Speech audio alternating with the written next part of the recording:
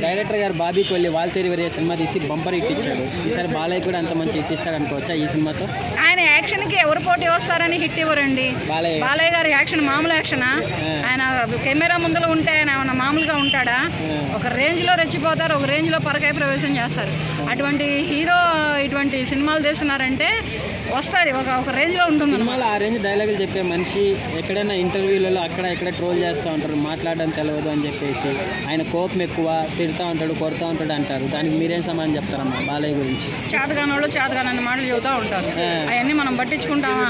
ఇప్పుడు ఏనికి పోతుంది అనుకో కుక్కలు మురుగుతూ ఉంటాయి, అలాగే మన సినిమా వాళ్ళు పోతున్నారు అనుకో కుక్కలు మురుగుతూ ఉంటాయి. అవన్నీ వదిలేయడం అంతే.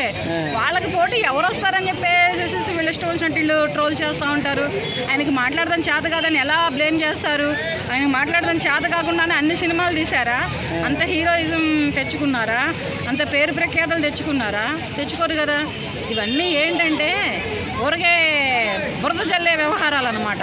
ఇటువంటి వ్యవహారాలు మానుకొని ఎవరి పనులు వాళ్ళు చేసుకుంటే చాలా వరకు బాగుంటుంది. వాళ్ళ అడ్రస్లు తెలిసి అనుకో ప్రజలు వెళ్ళి ఇంటికి వెళ్ళి కొడతారు. జాగ్రత్త.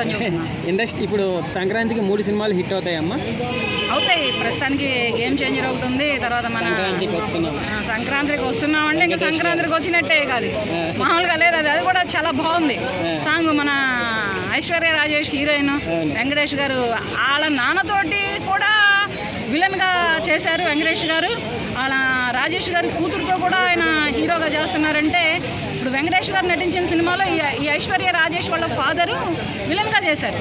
మరి రాజేష్ గారి కూతురు ఐశ్వర్య రాజేష్ వెంకటేష్ గారితో హీరోయిన్గా చేస్తుందంటే ఎక్సలెంట్. అసలు మామూలుగా లేదు. అసలు అది సాంగ్లే కానీ, ఆ కాస్ట్యూమ్సే కానీ, ఆ కలర్ఫుల్లే కానీ పేలిపోయింది. ఒకదాన్ని మించి ఒకటి పేలిపోయింది ప్రస్తుతానికి. థ్యాంక్ యూ అమ్మా.